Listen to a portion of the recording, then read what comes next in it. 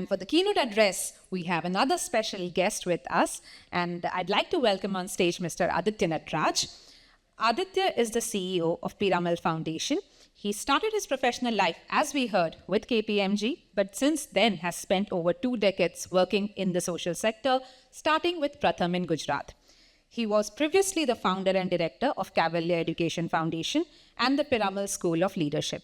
Aditya is very special for all of us at ILSS because he's been with us since day one and in fact was the keynote address at the ILSS launch event. So it's very special for us that he is joining us here for the 5th edition of IFRC. Welcome. Welcome to the stage, Aditya. Morning, everyone. This is quite intimidating. The first time we came, there were about 80 people sitting in a room and it was a nice cozy bunch. Now there are 800 people and literally every seat is covered. So first of all, congratulations to ILSS and team for really having, when Anu first told me she's going to start doing this fundraising and make it a mainstream profession which people really aspire for, I thought like, yeah, what is she smoking? But now I'm jealous because 20 years ago, there was no forum like this for me to learn how to do this. And so I think all of you are really lucky to have an opportunity like this. I thought a lot about what to share over here. So I've been a fundraiser for the last 25 years that I've been in the social sector. Interestingly, even before that in the private sector, I was also in fundraising. So there's obviously something in my genes or something to do with fundraising. But I wanted to, you're going to go through many workshops, master classes, on how to target donors, how to prepare your pitch, how to communicate well, and stuff like that. A lot of technical hard stuff. Honestly, I never learned all that stuff. I just sort of swung somehow. I want to instead focus on what I'm calling the inner game of fundraising. Work that I did on the inside, which manifests in weird ways on the outside. And therefore, I helped me. Nikita told me, share what you did. And I said, boss, if I actually share, then there might not be much lessons. So there is an inner game in fundraising.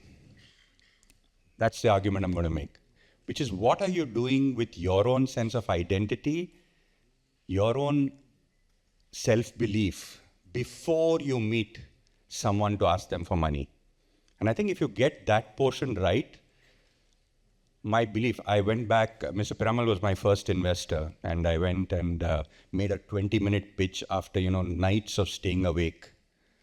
And I went and made a pitch, and in 20 minutes, he decided to support us. And after about a year or two, when I got to know him, I asked him, so why did you support? He said, quite honestly, I didn't understand what you said. But I understood that you are talented and you're willing to put your career on the line for something. So I might as well support you. And that is an important insight from why the philanthropists are supporting. I care heavily about some sub-problem that I'm solving. But very often the person on the other side is not as passionate about that. They're looking at you as an individual and seeing whether I want to be associated with this person. And which is why I think the inner game is very important. So I was thinking, who is the OG of fundraising in the country? Any ideas? Absolutely. I think this was the dude. This is the OG. He was the guy just roaming around the country and people would give up their entire fortunes to support him. Why did they do that? I think the level of moral clarity that he brought was infectious. Right? The clarity of purpose that he brought was extremely endearing.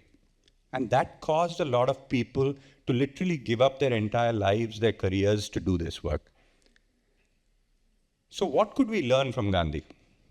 And that's the question I sort of asked myself, right? I'm saying as an NGO, typically my view is we land up going through 4 stages of growth. And the learnings that we can have in each of these 4 stages might be slightly different.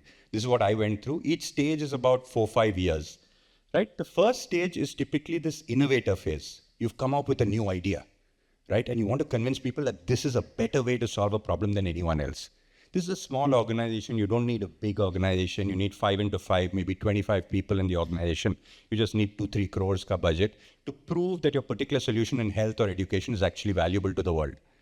At this stage, the way you pitch, what you pitch is very different from the second stage. If you have proven what you're doing, then the second stage is of demonstrating it, that it can happen on scale. It can happen. We started with schools and we did it with 84 schools. And the next question was, can you do it with 1,000 schools, right? But then you need multiple, you need CSR funding 100 schools, another high net worth individual funding another 100 schools. You need international foundation funding another 100 schools. So you have 8 or 10 projects. You're no longer in control. Your charisma is no longer useful. You have to build a team and an organization. So this is the demonstration phase, right? When you reach this 1,000 school phase, then what happens? Suddenly you're in the scalar phase, right? Because then now your organization has to be even larger. And people say the main thing is now, can you embed this into government? Can this become the standard SOP inside government? And this then explodes. You have even less control. You started with X amount of control, it goes lower, and then it goes even lower. And finally, it's in the category phase, right? Where you're not even looked at individually, but along with many other people as a coalition, what can you achieve? My own personal experience has been that as a fundraiser in each of these 4 stages, what you pitch and what is the inner game that you need to play is different. And I just want to share my own experience. And each of you it's more a prompt for you to think about what is your inner game rather than looking at this specific item being your inner game, right? So phase 1 is the innovator phase. What is the inner game that we play, okay? I think the main stress I used to have in phase 1 is my results are not as good as I imagined, despite my best efforts. You imagined that it was going to go perfectly and, this many girls are going to go to school. You imagined that this was going to go perfectly and this much adoption would happen. You imagined it going perfectly. At that stage, one of the big things I had with people who invested in me was anxiety. What would happen if I told them the truth? Would they continue to support me? Right? That's the game of the fundraiser. Mm-hmm. I'm saying the inner game is to decide, and again, coming back from Gandhi, right? Admit the failure. And so if you can actually be authentic at that stage, because you're constantly tempted, tell the right part of the story, tell the positive side of the story. But what if you didn't? What if you actually said, listen, I screwed up and the experiment didn't work? What would happen? We were actually very, very lucky because our funders came back and said, I know you've achieved 0 result, but I still believe in this solution. I don't know whether everyone will say that, but we were very lucky. And at least for me, it's much easier because after that, I lost the fear of failing. And the reality is that anything we do, 9 out of 10 times is going to fail. And donors in the system have not yet got used to that. So the only way is to build that I'm going to be honest and you have to continue to invest in me. And is that the relationship you're building with donors? Is that the game that you're willing to play internally and with people outside? For me, it worked. Thank God, so I can tell anybody that we're constantly flopping and it's almost become a USP. So, one of our donors came recently and said, everyone else, they showcase what's happening. And when we go in, there's a garland waiting, this, that, everything. You tell us, go choose the location, go choose the people you want to meet anyone for however much time, and please come back and tell me how I can do better. That's not fair. This is not how we're designed as donors, right? Because you're making us part of the solution. When we went into the demonstrator phase, there was a new question, right? Because now we're working with 10, 15 larger funders. Yeah. I found myself getting extremely judgmental. CSR just doesn't get it. They're putting so many pabandis on how this is going to happen. How will I ever do it? High net worth individuals are just too ambitious. They don't understand ground reality. Right? International foundations are out of touch with political reality of India. All these judgments used to come in my mind. It didn't help in building my relationships with donors. Again, I had to do some inner game and really switch from judgment to trusteeship. Do I really believe I'm merely the trustee of the donor's wealth? I go in and I'm speaking and I'm saying, listen, I don't know. I have to understand the constraints under which you are operating. And that is part of my work. It is not a negotiation. It is not a competition. It is not a judgment. It is about truly empathizing with the donor on the other side and converting and actually expressing that, boss, I will try and do it as best as I can. I will be a trustee of your wealth and I'll spend it better than if you were to spend it yourself. Am I able to communicate that during the conversations? We were really glad. I still remember this in possibly year 5 or 6 when one of our funders came and told us, funding you is like putting a fixed deposit in State Bank of India, because we're so sure that we will get to know what is happening and there's high integrity. And this small thought made a big difference to us, because I still remember this quote from like 12, 13 years ago. I said, boss, as long as you're State Bank of India FD, you're safe. And that's what donors really want. They want safety, high safety, right? They don't want this competition. They don't want judgment. They want safety. Went on to phase 3. Now you're the scaler. You have to work with governments. Now, honestly, when you're working with government, you have no clue what's going to happen. Because you're like praying that the scale up works. But on the other hand, you're convincingly telling the donor, of course it's going to work. And you're holding this anomaly, right? You're going back to the secretary and you're seeing the problem, and then you're going back to the donor and saying, no, pakka, I had such a good meeting. It's going to happen only. And you're holding this stress, right? At this time, doubt will come, right? Boss, what will happen to my reputation? Because there is this gap that you're holding between the reality of the government intervention and this. Again, there's an inner game one has to play. And the game that we played was of having faith. One of the trainings I used to do for Gandhi Fellows from very early days, and I did for possibly the first 7-8 years, was all human beings are good, but get stuck in systems because of which they make poor choices. So if you don't fundamentally believe that all human beings are good, the person in front of you is good, if there's even an ounce of judgment about that person when you're sitting in front of them, then the whole system collapses, right? So faith is extremely, extremely critical. And that's again an inner game. To have faith in a person, I grew up reading India Today, which basically told me all government people are corrupt and bad and all private sector is good. But then I had to move into a world in which I was working with government people every day. And so that shift in my inner game was very, very critical.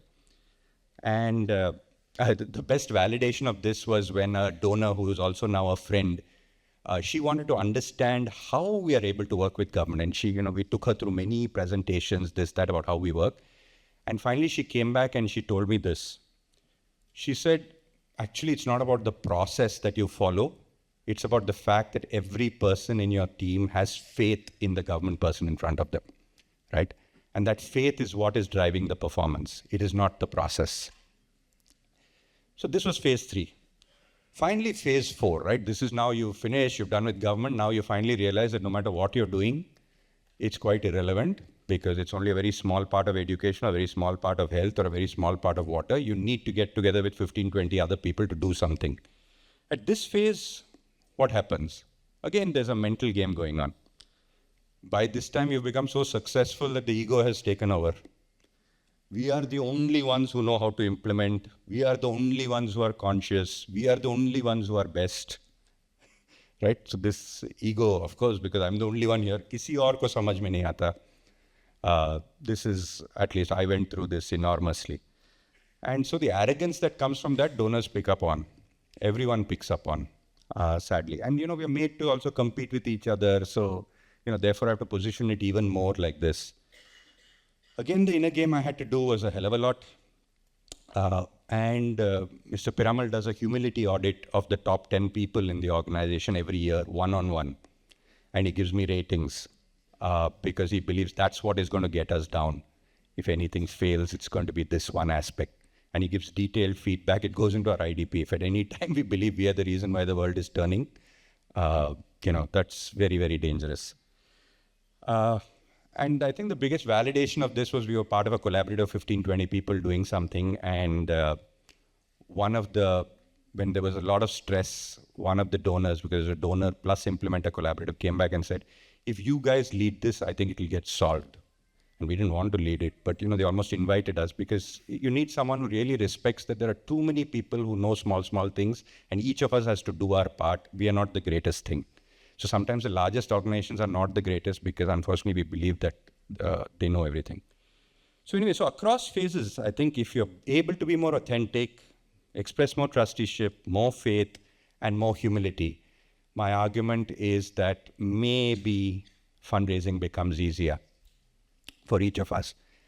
And for that, in a game, you can follow your own method. For me, it's been pranayama, meditation, and yoga, because that's what has helped me understand all the biases for myself. But each of us has our own game. You can have coaches, you can have feedback, you can have board, you can have whatever. But really deep down inside, if I don't play that game, I feel that, and once you've solved this game, surprisingly, actually, it seems like, money comes to you. So that's been my personal experience. I want to end, a lot of people, when you start things, Nikita told me a lot of young people here, and I want to tell them the story of how you felt at that time and how it has changed. A lot of things that we are doing, people think is impossible.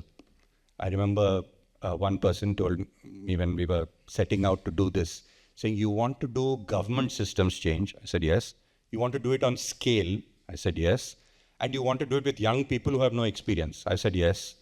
They said, how much are you smoking? If not just what are you smoking, right? So it is a sense of impossible.